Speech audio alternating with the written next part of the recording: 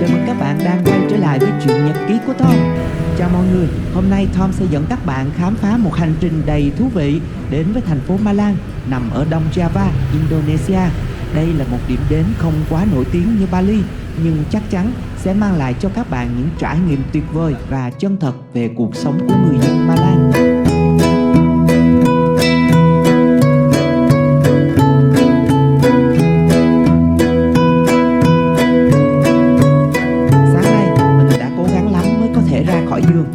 Đôi khi những chuyến bay dài khiến cho cơ thể hết sức mệt mỏi, nhưng cảm giác háo hức khám phá đã thôi thúc mình rời khỏi khách sạn ngay sau khi thức dậy.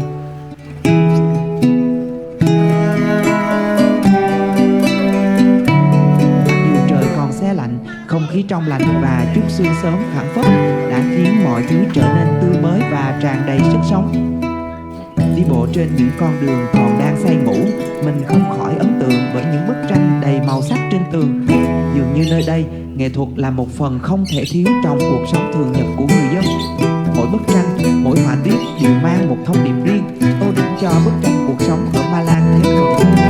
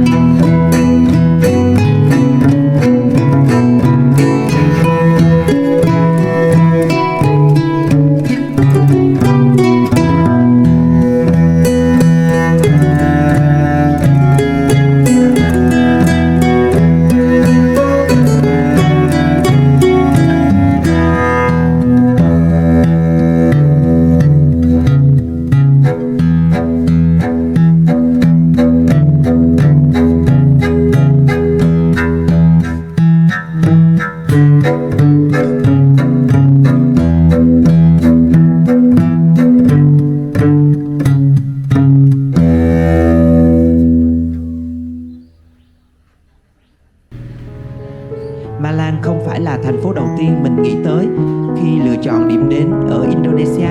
Mọi người thường nói về Bali, Jakarta hay Yogyakarta, nhưng Malang đã khiến mình thực sự ngạc nhiên bởi sự yên bình và vẻ đẹp mộc mạc của nó.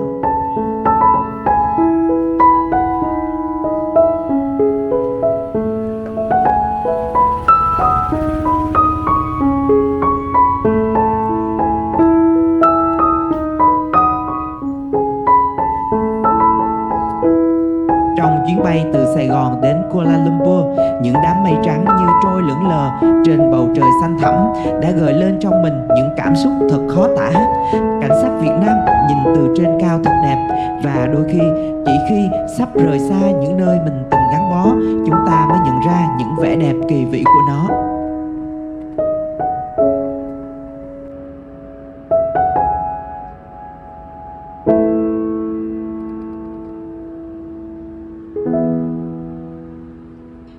Hạ cánh xuống sân bay Kuala Lumpur, mình đã có cơ hội trải nghiệm sự tiện lợi và chuyên nghiệp của hãng hàng không Asia.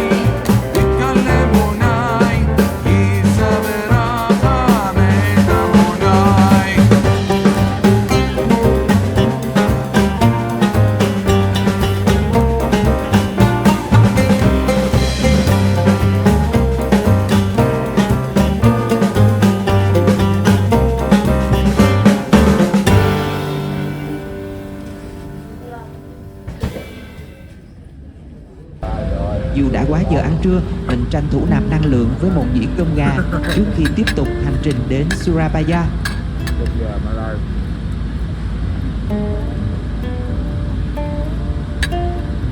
Quãng đường từ sân bay Surabaya đến Malang kéo dài khoảng 2 giờ đồng hồ, đủ để mình có thể nhìn ngắm và cảm nhận những con đường dẫn mình từ sự náo nhiệt của thành phố lớn đến không khí yên bình của một thành phố nhỏ. Đêm đầu tiên tại Malang, mình đã lang thang dọc trên con phố bên cạnh khách sạn để tìm một quán ăn cho bữa tối của mình.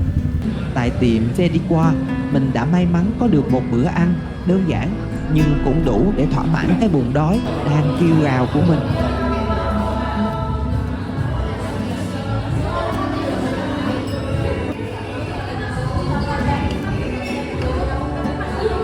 Đêm đầu tiên, cho dù khá là mệt sau một ngày bay, nhưng mình vẫn kịp cảm nhận được thành phố Malang vào đêm mang một vẻ tĩnh lặng và bình dị, với những quán ăn nhỏ, những xe cà phê bán trên đường, những người bán hàng rong và cả những con phố vắng lặng, nhẹ nhàng, và tiếng hát vang lên từ một ngã đường nào đó, vang vọng trong giấc mơ của mình.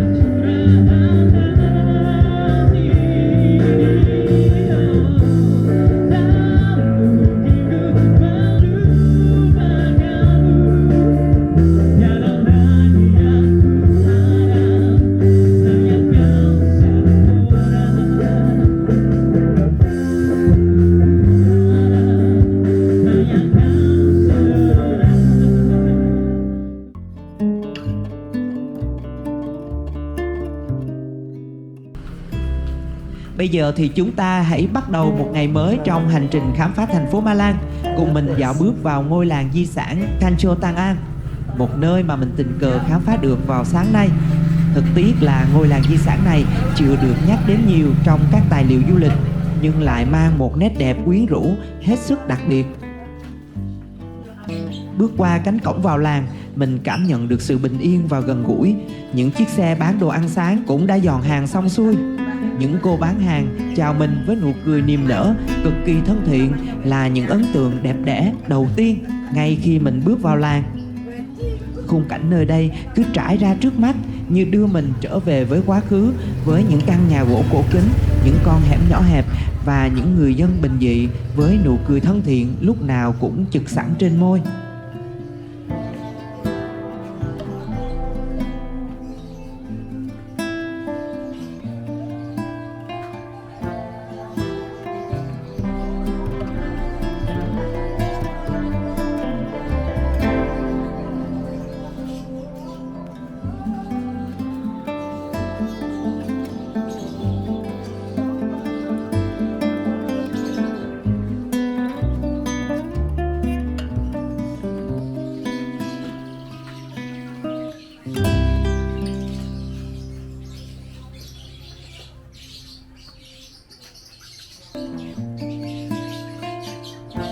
Đi thẳng một mạch chưa tới 10 phút thì mình đã đi hết con hẻm làng di sản. Thực sự mà nói, khá thất vọng. Con hẻm và cái tên không mấy ăn nhập với nhau. Không lẽ làng di sản chỉ có thế thôi sao? Mình vẫn chưa kịp chụp được bức ảnh nào từ sáng tới giờ. Nhìn đồng hồ, bây giờ là 7 giờ sáng. Còn tới tận 30 phút nữa mới đến giờ hẹn ăn sáng. Mình quyết định bước ra phía cánh cổng dẫn vào ngôi làng để trở về khách sạn. Gần ra tới cổng làng, mình thấy mấy anh thanh niên đang ngồi uống cà phê sáng trong quán nhỏ kê bàn sát bờ tường ngay đầu con hẻm. Một anh nhìn mình cười cười, rồi đứng bật dậy, nói gì đó rất dài bằng tiếng Indo mà mình không hiểu.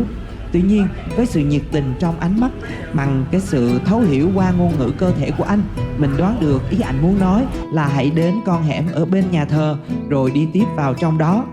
Mình không thể từ chối lời mời chân thành như vậy. Với lại, nếu mình giải thích mình phải về ăn sáng để bắt đầu công việc của mình thì ảnh cũng không hiểu đâu. Vì vậy, mình nói lời cảm ơn và quay ngược vào làng. Bên hông nhà thờ đúng là có một con hẻm nhỏ thật. Mình đứng lại ngó vào trong, thấy con hẻm này còn hẹp hơn con đường làng di sản mình đã từng dạo qua. Bỗng nhiên mình nghe tiếng anh thanh niên gọi vọng tới từ đầu làng.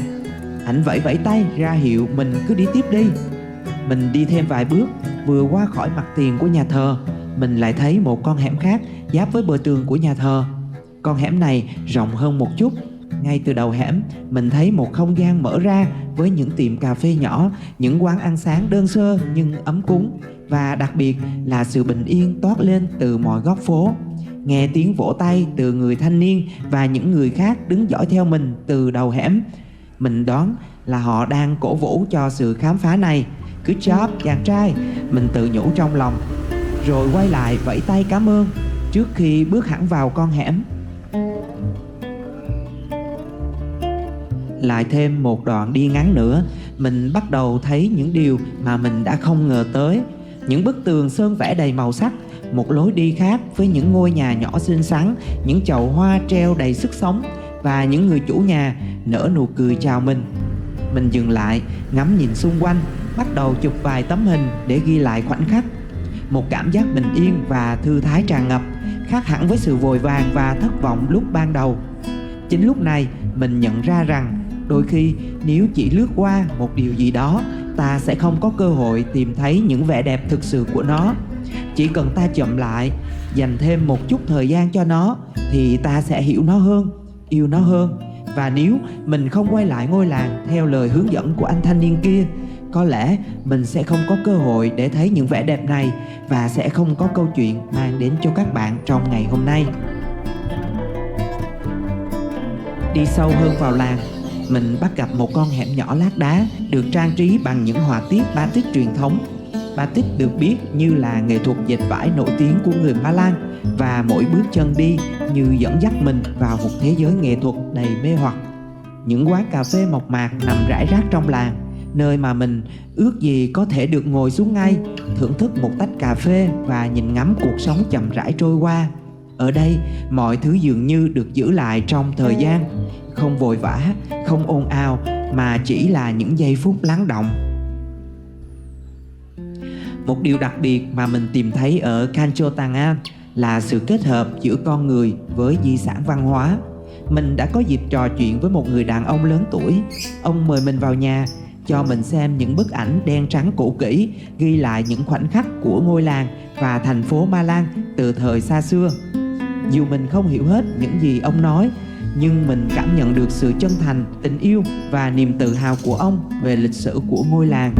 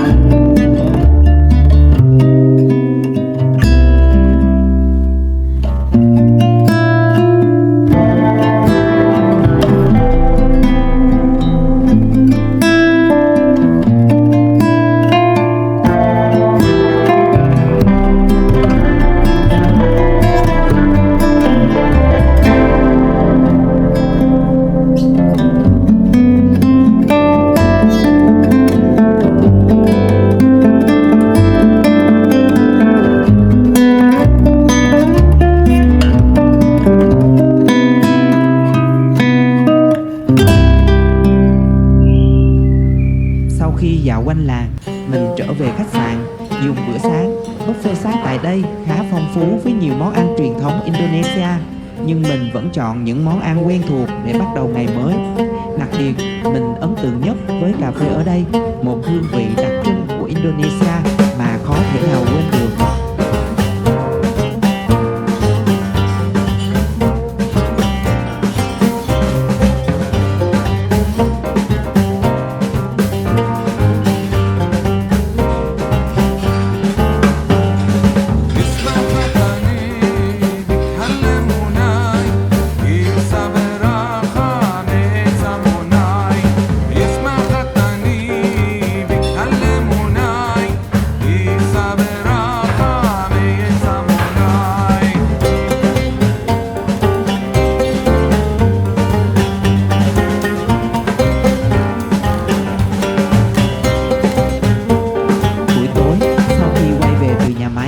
Trong lúc đang loay hoay tìm chỗ ăn tối, mình đã bất ngờ tìm thấy một quán cà phê rất đặc biệt ngay cạnh khách sạn tên là Lafayette. Không gian ở đây được thiết kế sáng sủa, ấm áp và rất sang trọng. Kiến trúc và nội thất của Lafayette theo lối thiết kế mang đậm phong cách nước Pháp.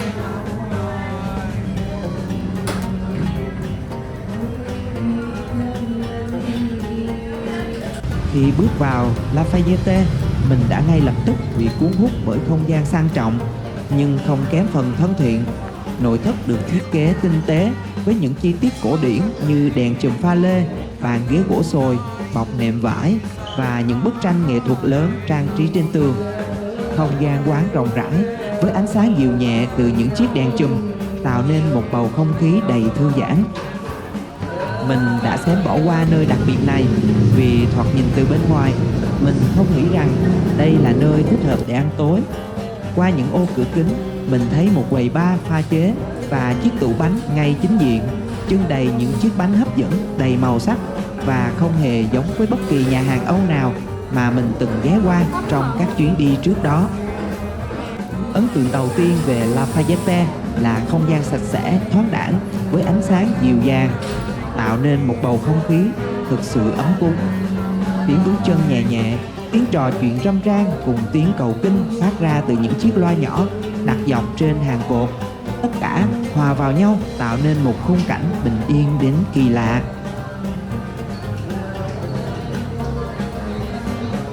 Khi đi ngang qua tủ bánh, mình bị cuốn hút bởi những chiếc bánh nhỏ, xinh xắn, được làm và trang trí thật cầu kỳ. Hương thơm ngọt ngào của cà phê lan tỏa, mang đến cảm giác như đang ở giữa một tiệm bánh nhỏ trong giấc mơ của Tony. Mình không quên chụp ngay một bức ảnh để gửi liền cho em ấy.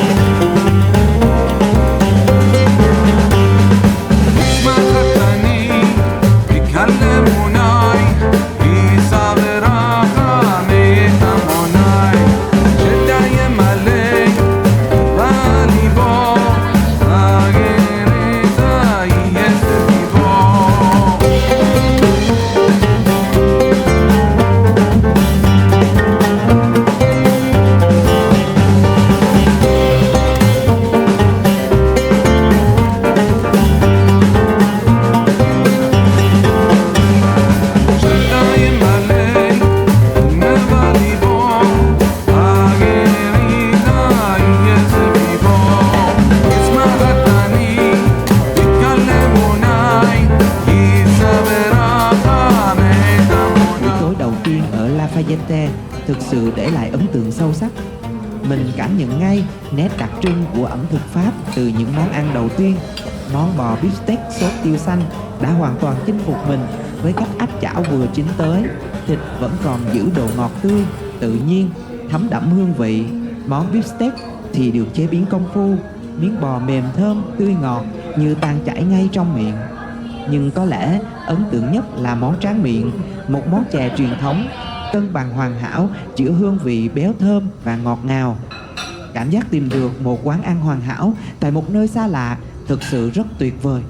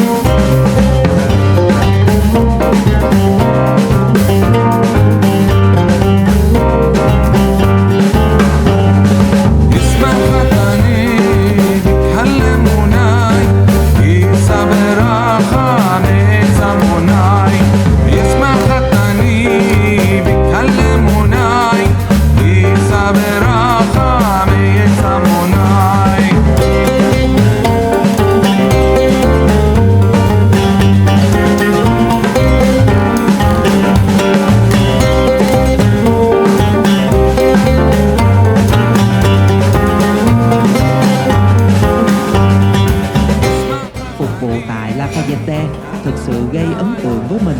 Đội ngũ nhân viên không chỉ chuyên nghiệp mà còn rất thân thiện, sẵn sàng tư vấn chi tiết về các món ăn và đáp ứng mọi yêu cầu một cách tận tình.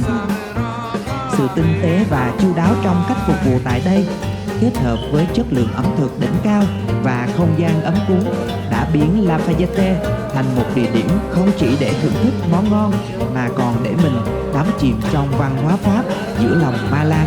Và những buổi tối sau đó ở Ma Lan, mình không cần phải tìm kiếm thêm bất kỳ nhà hàng nào khác. Trong suốt chuyến đi đầu tiên, lần thứ hai và những lần sau này nữa, Lafayette đã trở thành căn bếp thân thuộc cho tất cả các bữa tối của mình. Và mình biết chắc chắn rằng sẽ còn quay lại quán này trong những chuyến đi tiếp theo. Không biết các bạn ở đây có xem mình là khách quen của quán chưa? Nhưng với mình, Lafayette chắc chắn là một trong những trải nghiệm ẩm thực đáng nhớ của mình tại Ma Lan.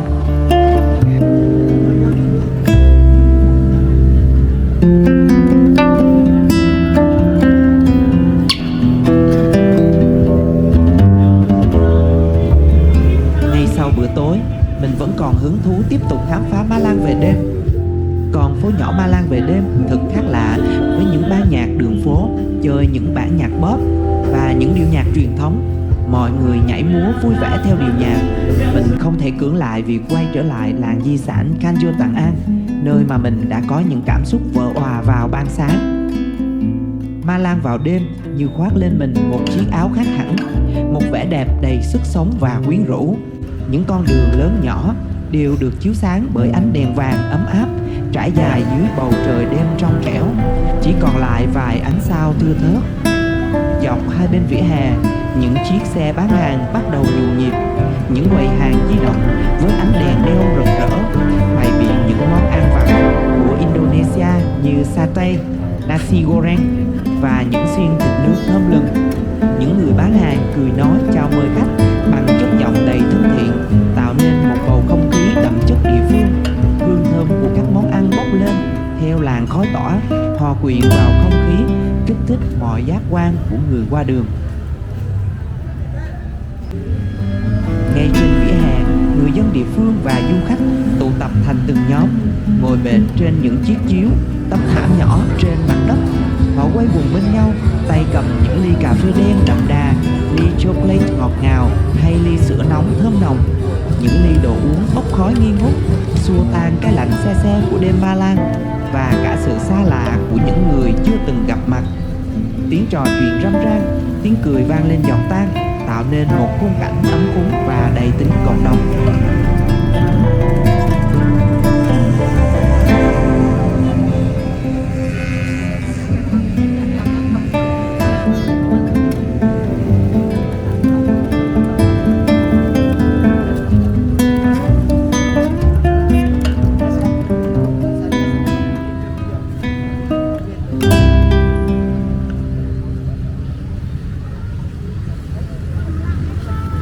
Không khí càng thêm phần sôi động với sự xuất hiện của các ban nhạc đường phố, những người nghệ sĩ với những cây đàn guitar, trống canjon và đôi khi cả đàn ukulele đứng ngay giữa lòng đường hát lên những giai điệu rộn ràng, những bài hát với âm điệu tươi vui, dễ thương như kéo mọi người lại gần nhau hơn.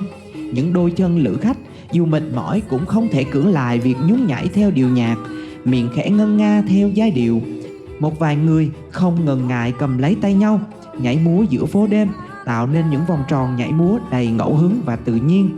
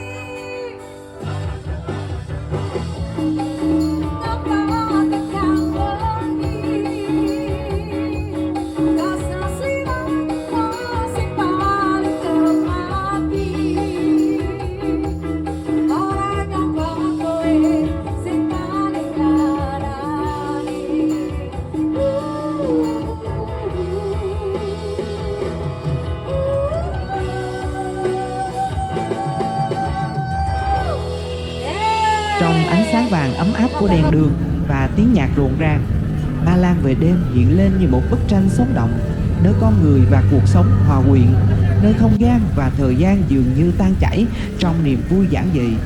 Một đêm Ma Lan thật bình dị nhưng lại ẩn chứa biết bao điều để nhớ, để yêu và để lưu lại trong tim. Ngày đầu tiên trong hành trình, Ma Lan đã chiếm lấy một góc nhỏ trong tim mình bằng sự mộc mạc, gần gũi và đầy thân thiện. Mỗi bước chân trên con phố nhỏ này là một khám phá mới mẻ, một cuộc phiêu lưu đầy bất ngờ và hứng thú.